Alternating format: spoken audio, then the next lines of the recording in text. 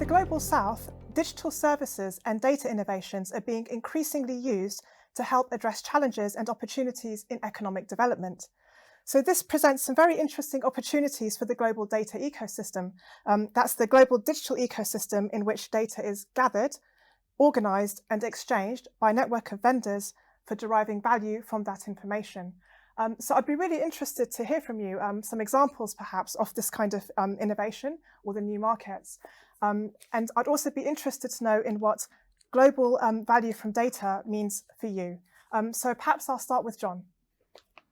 Sure. So in my context, which is in a university, I don't too often deal with, if you like, the global transfer of data, but certainly the processes for managing data and using data, I think, are where we can particularly learn. So, for example, in Hong Kong, we're looking at changing our law to have a proper data records law and a proper access to information law. So that's our example where we would borrow from best practices elsewhere. And so what does global data mean to you, perhaps in a social context, social value?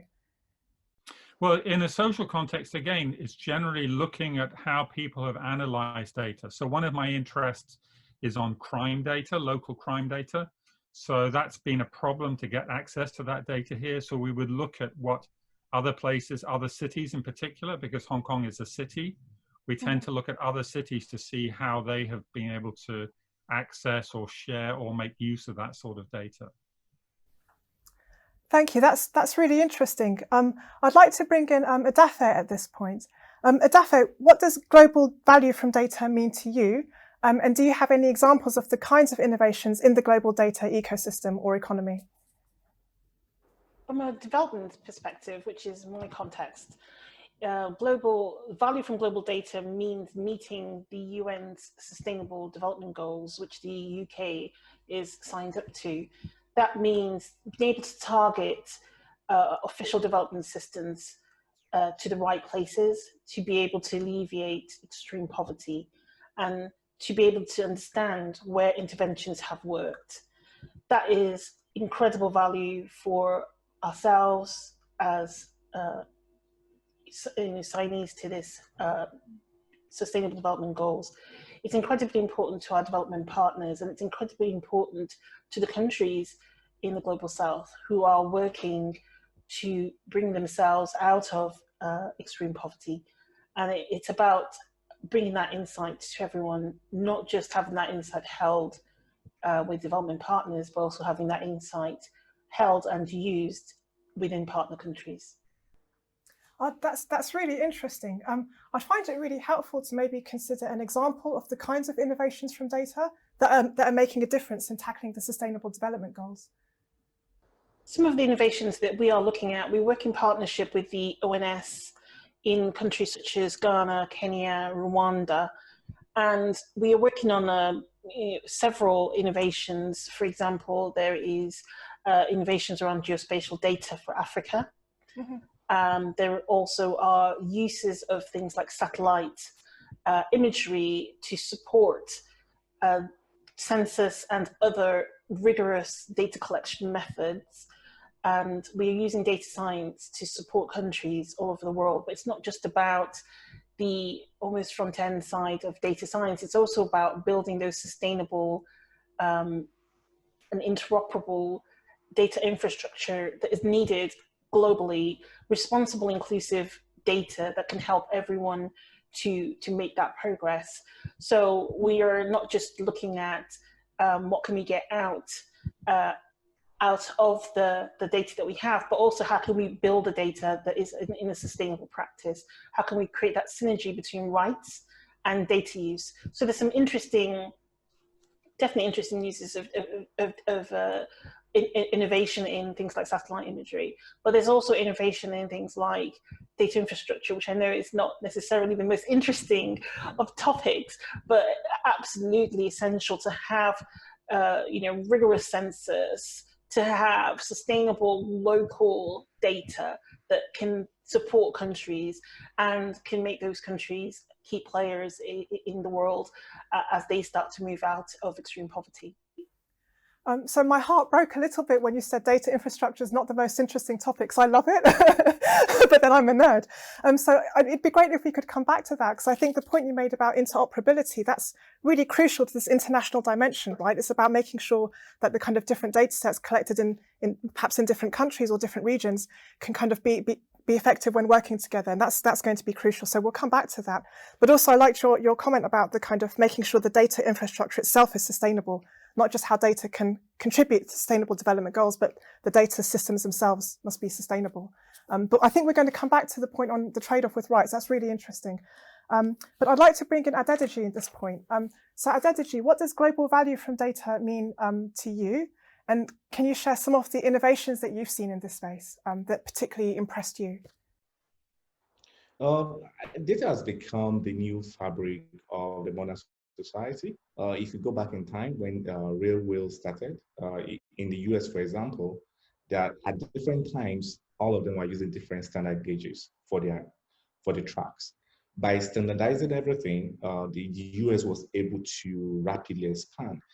We're finding ourselves in the same situation where data has become that rail, that glue, that fabric of the new of business or of a modern life. So in that instance, that fabric is what produces value. And when you ask yourself, what kind of innovation are we bringing out of this? Before I talk about value, let's talk about something that is happening right now, COVID-19. You see that the world, during this period, the world produced a lot of data that has been able to help a lot of people to stay alive. If you pick up maybe any of your maps, it will tell you the number of incidences that are happening there. That is part of the value created. Now let's come back to doing business, especially in developing countries.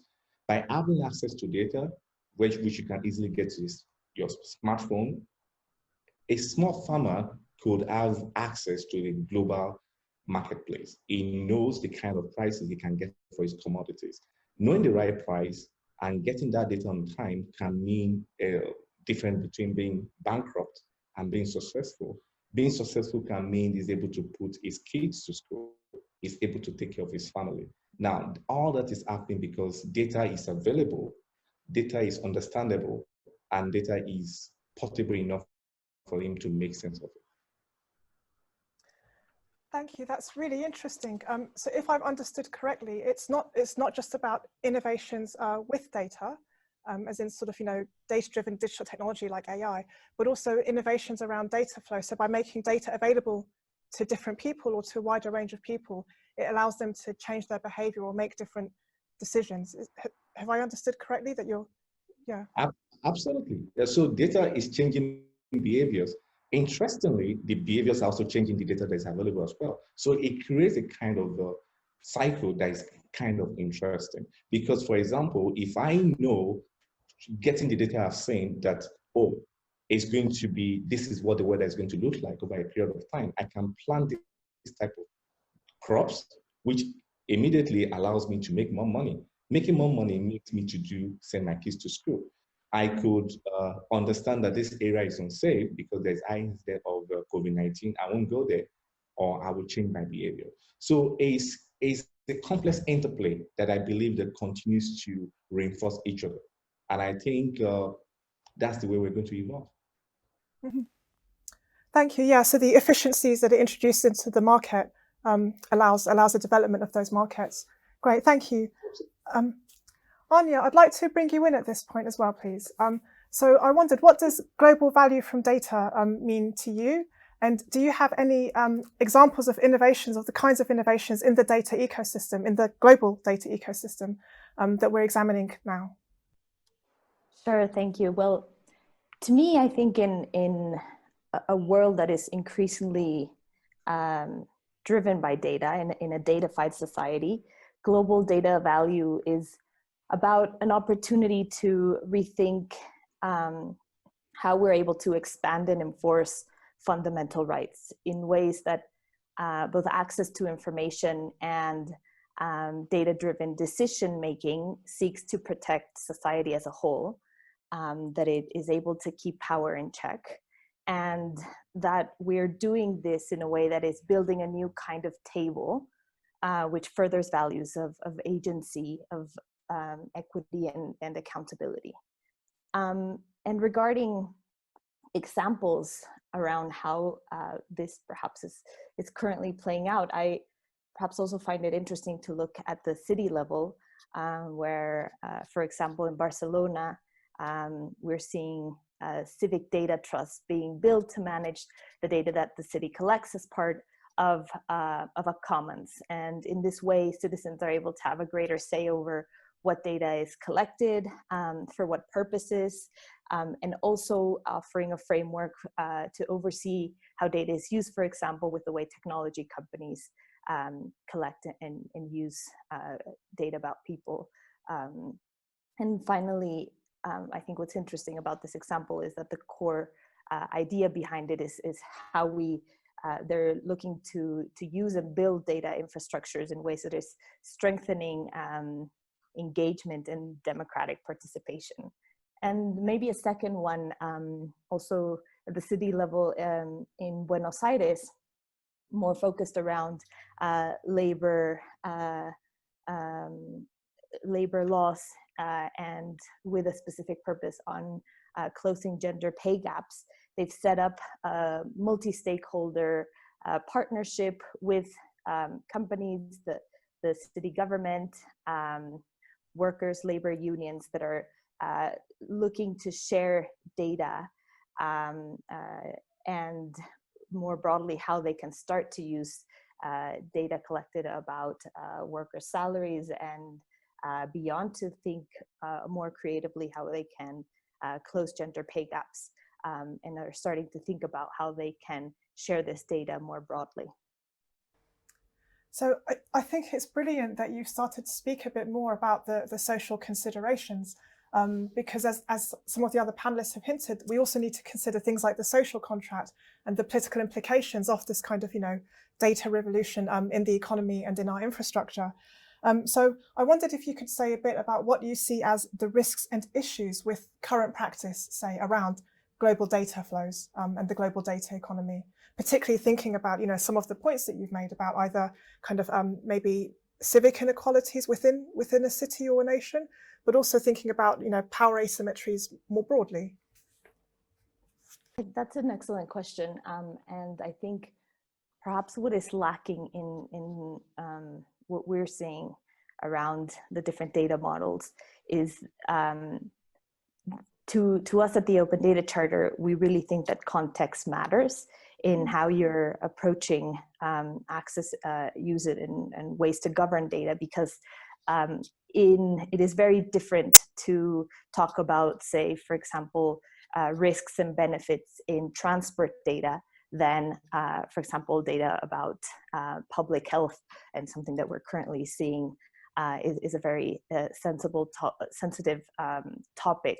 So if we're able to focus on better understanding the purposes for which data infrastructures are developed, and then think about the quality of the relations with the community of people around that can potentially be impacted around that data, then I think we can get to a better understanding about what are the collective, both individual and collective implications.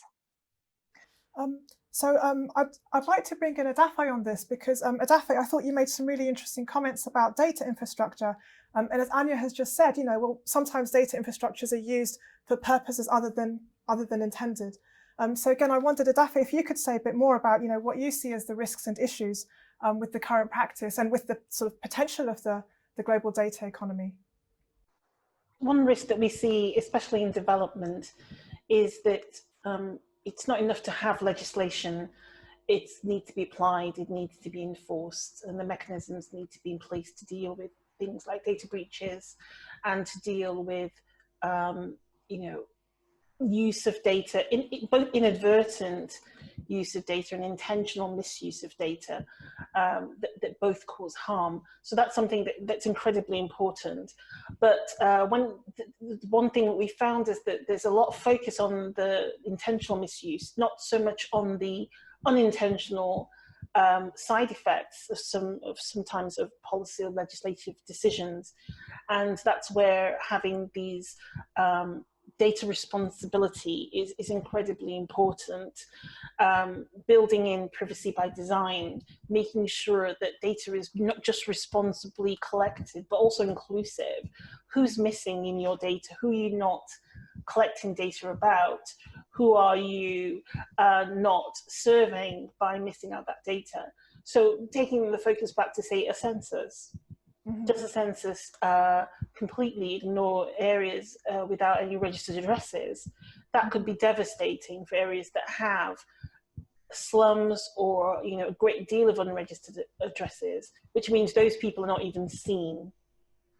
So we know that this is incredibly important, that having the infrastructure is important. It's not just a case of technology driving new methods and things like creating a census. It's also about thinking about the design of these things and who might be harmed, and understanding the local context. So the most important thing with data is essentially keeping it alive, keeping it timely, and keeping it in use. That's incredibly important. We find sometimes that lots of different people go in and collect the same data and over and over again. We find that repetition and that burden on the people who are being served by the development efforts, that's an unnecessary extra burden. And it's something that, we need to consider when we are responsibly collecting data and thinking about where can we, for example, reuse data that's been previously collected? How can we ensure that there's trust there to allow us to reuse that data? And most importantly, how can we ensure that there's a local context and use of data? How can we make sure the infrastructure, the policies and the legislation and practices are in place with our development countries so they can continue to use the data? And that will help to alleviate some of this repetition. It will help us to understand where some of this harm may be coming from. And it lets us move the dial from where we are now to a future where we are working in more equal partnership with countries who are able to provide this really critical data infrastructure that allows them, again, to pull themselves out of extreme poverty. And that is the key goal of all development partners and all of the organizations signed up to Sustainable Development Goals. How can data make that happen? And that's a critical question for us going forward. I find that really interesting. So I think that the idea that the data infrastructure might be partly dependent on the existing national infrastructure that's already there. Often we seem to talk about the data economy as if it's just going to be parachuted in or emerge, emerge like a brainchild, like Athena popping out of Zeus's head. But actually, it's partly dependent on the existing infrastructure, but also the burden of data collection. That's and I think that if you're in a country where the infrastructure is already there, you don't feel that data collection, partly because it's automated or all sorts of other things like that. And yet, with development efforts, it's really important that they're measured, that there's accountability. So there's that balance between, ensuring that there's evidence of impact and there's a accountability for the effectiveness of the work, but the burden on the supposed beneficiaries of all this monitoring. Thank you. Adédèjì, I'd like to ask to return to your example about the ways in which, the global data economy could introduce market efficiencies that could help, individuals, not just industries, but individuals. So have you seen any of these social risks or, challenges, political challenges in your practice? So when you talk about the risk to global data, like I say, infrastructure, there are quite a number of challenges that needs to be addressed. So today, if you can't separate data from the algorithms that work with it, and some of these algorithms, most of them are quite useful. But when you step back, you ask yourself, who is looking at what is inside this algorithm? Because people make decisions with these things. At the my side, you can be looking at things like bias. At the worst side, you could be looking at, it can be life and death situation. We've seen what poor algorithm can do. It can bubble up fake information. When, for example, when algorithm is pushing information like maybe vaccine is bad or dangerous, we know this could lead to the death of millions of people, especially for little kids who are not even old enough to make decisions for themselves. And also, some of the things, we always talk about data privacy and consent. Like from the part of the world where I come from, consent is not really clear because a lot of people don't even know they have to give consent. Some of us don't even know we have the right to say no.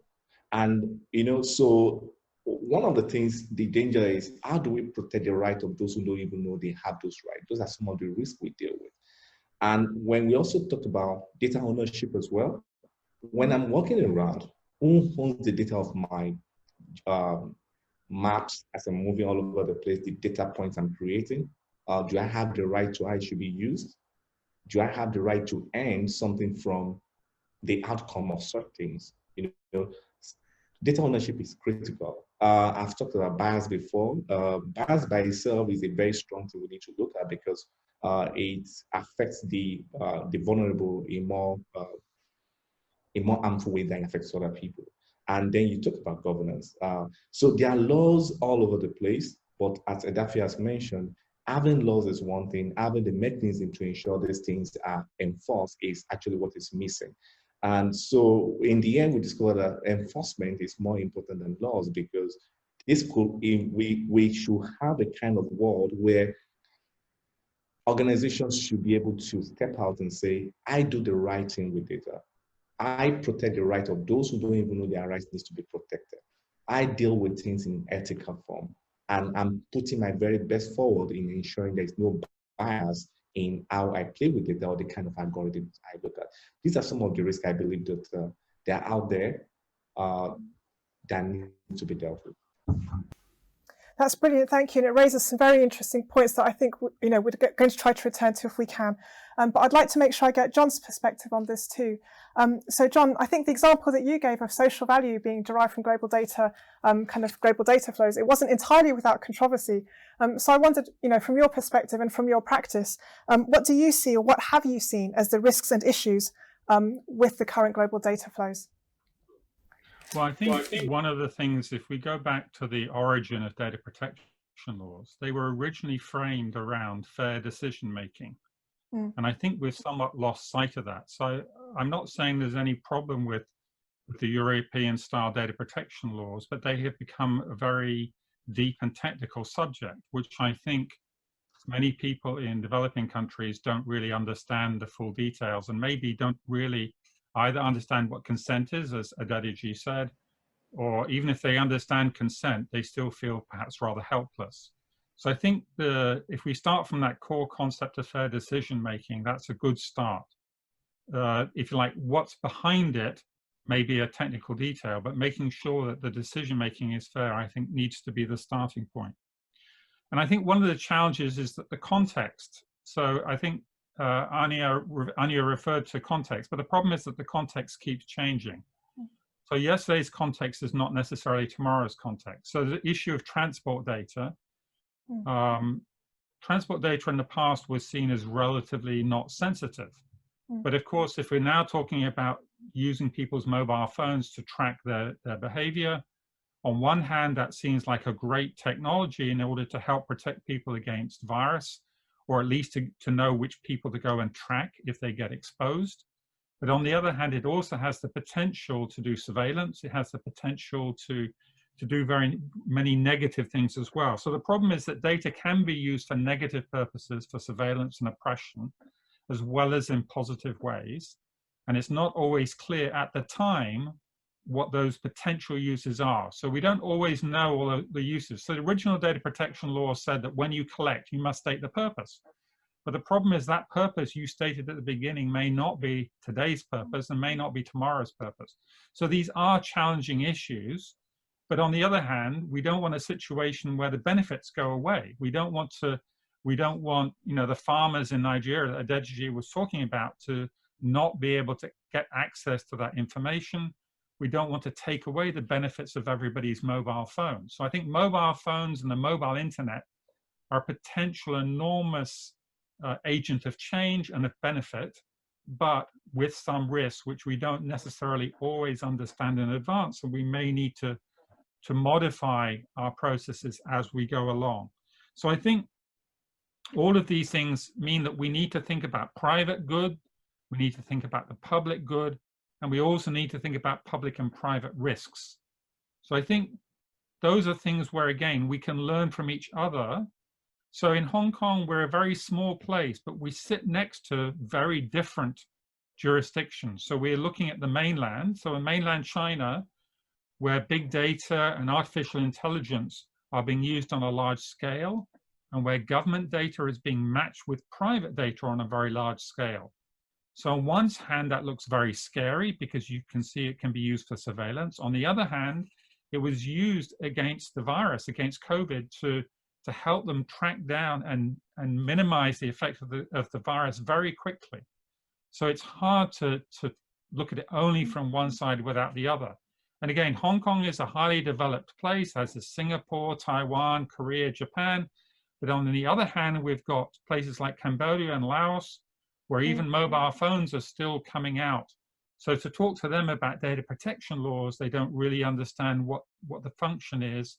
So I think we do need to recognize that different stages of development means that the equation may be different, but that doesn't mean to say that we should just assume that all data is for good.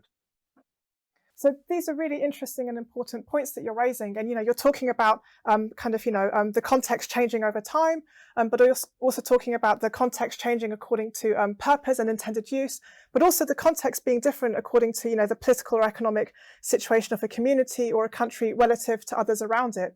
So given that complexity, how can we possibly come to an agreement about, what would be fair use of data? Yeah, so again, the data protection laws, they tried to come up with an Asia-Pacific alternative to the European principles. But when it came down to it, they weren't really that different. They were just a bit weaker. So I think principles often really are quite common, but it's implementations where I think there are a lot of difference. But then for all our differences, there are also things which unify us. So the fact that COVID has been a problem worldwide has meant people look at the solutions or lack of solutions in other countries. So we look at what has worked elsewhere and what hasn't. So even if we can't take exactly what somewhere else has done, I don't think that means we can't learn from it, as long as there is openness, as long as there is transparency. But could there also be dangers in trying to apply something that was developed or that emerged in one context and then trying to sort of apply it in a different one? Absolutely. I mean, if you just try to apply the GDPR, the European current version of their principles, exactly as they stand in every developed country, I think that will be a massive problem. But I think if you're starting from the point of saying that data should be used for the benefit of the data subject ultimately, and that there should be transparency to them, even as Adédèjì said earlier on, people may not know what consent is, perhaps not, but you can explain to them why I want this data from you and how it will benefit you. So I think that, those principles of transparency and fairness are common, even if the detailed element of that is different and can't be the same when we're at different stages of economic and social development, and we don't have the same government or the same political systems. Mm-hmm. Although I think there are challenges even in defining fairness and transparency, even within one political system, because these are contested terms. But I want to bring Ania in on this, because Ania, earlier you were talking about things like data institutions, data governance, and so on. So what role do you think they could play in these situations? But also, if not data governance institutions, do you see a role for regional bodies, for example?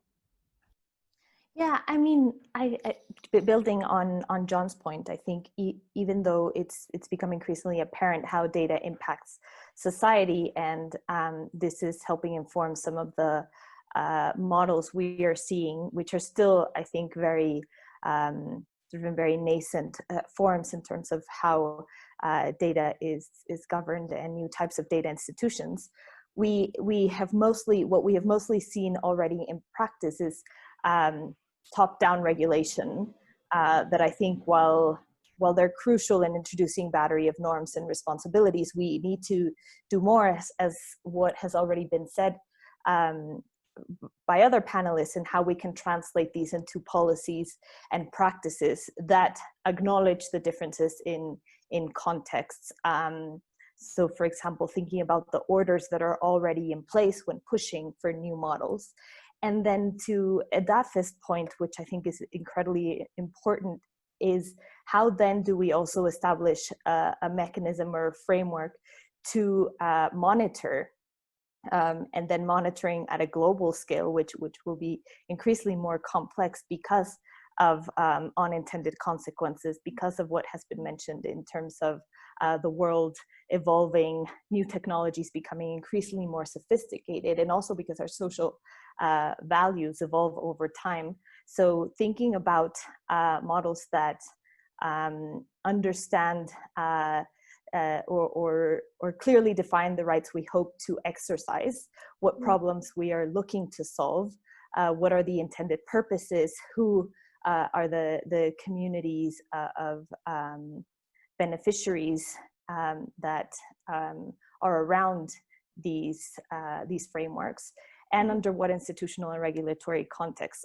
are we talking about, because it will play out quite differently. I don't think it's a very complex policy challenge, and I don't think there's a one-size-fits-all solution, but there is definitely room for collaboration, learning, and thinking about accountability and pushing for enforcement across these types of institutions at a regional and global scale. So I really agree with you that there isn't a one-size-fits-all model. And so I'm going to put you on the spot here. And in the last few minutes we have left, I'm going to ask you to say, well, you know, given your experience and your insights so far, and the risks that you've observed, as well as the opportunities, if you could suggest one thing that would catalyze sort of global data global value from data, what would it be? That's a tough I did question. put you on the spot.